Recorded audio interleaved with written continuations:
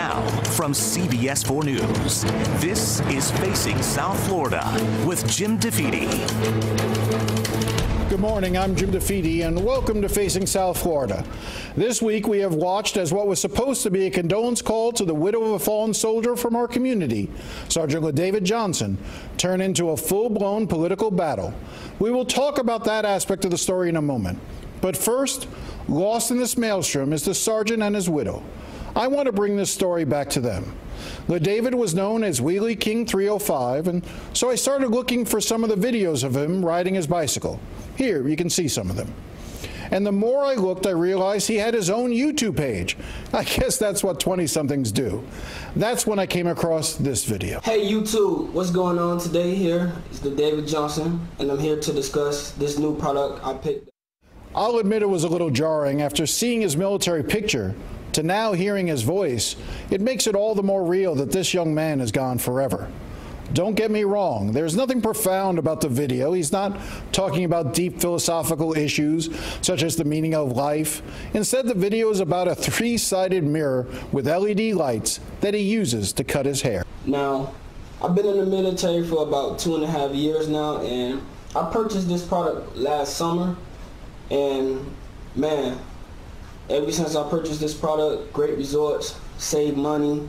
I didn't have to wait in line, you know. Don't get me wrong, the PX does great haircuts, you know, but a lot of us is from all over the world and we have our special barbers back home. But being in the military, that you have to travel so much, you have to find you another barber and be comfortable with them.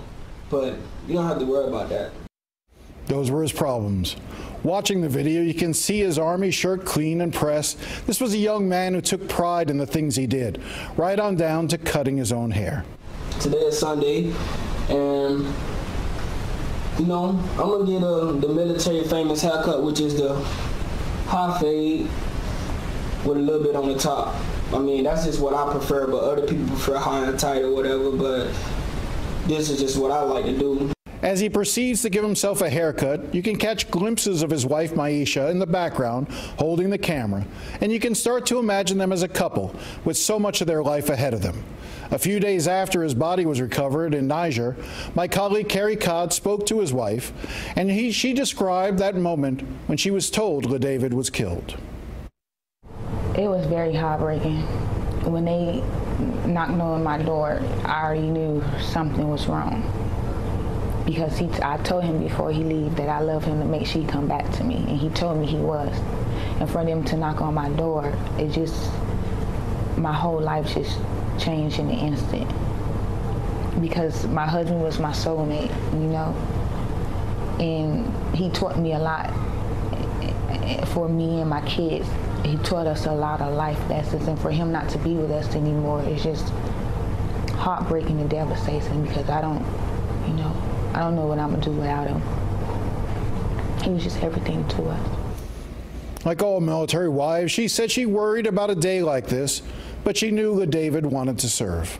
I was, but I knew that was something that he really wanted to do, so he had my support 100%. I never, ever, try to change his mind about things that he wanted to do. He always had my support. And on the day of this interview, a week before the flag-draped coffin arrived at Miami International Airport, she made recovering his body in Africa and sending it back to South Florida a vital concern. He needed to come home because we needed, that closure for our family. That was our main priority, is for him to come home.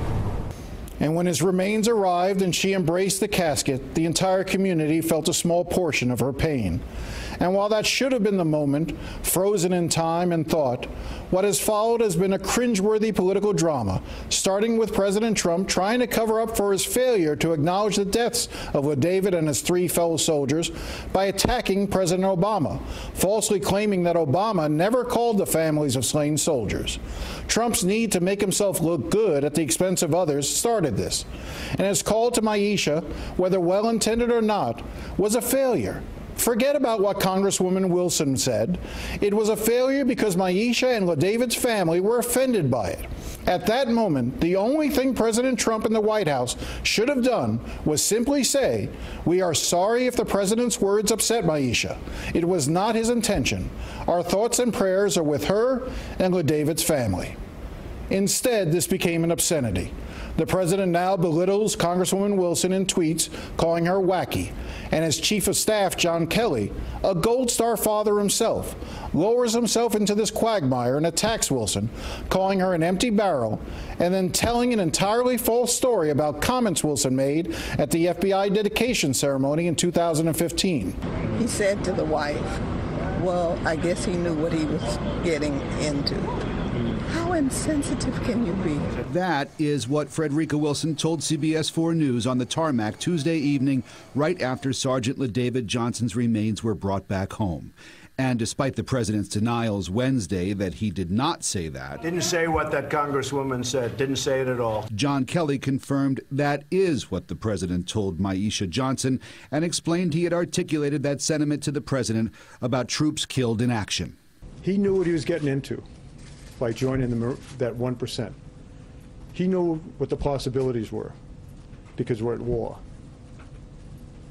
And when he died, in the 4 cases we're talking about, Niger, my son's case in Afghanistan, when he died, he was surrounded by the best men on this earth, his friends. That's what the president tried to say to 4 families the other day. Kelly said Wilson's remarks troubled him so much he went to Arlington National Cemetery. And when I listened to this woman and what she was saying and what she was doing on TV, the only thing I could do to collect my thoughts was to go and walk among the finest men and women on this earth. And you can always find them because they're in Arlington National Cemetery.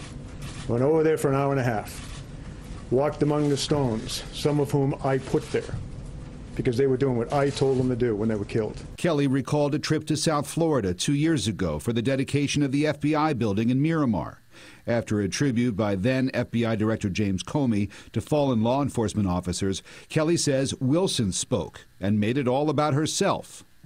Stood up, and in the long tradition of empty barrels making the most noise, stood up there and all of that, and talked about how she was instrumental in getting the funding for that building, and how she took care of her constituents because she got the money, and she just called up President Obama, and on that phone call, he gave the money, the $20 million to build the building.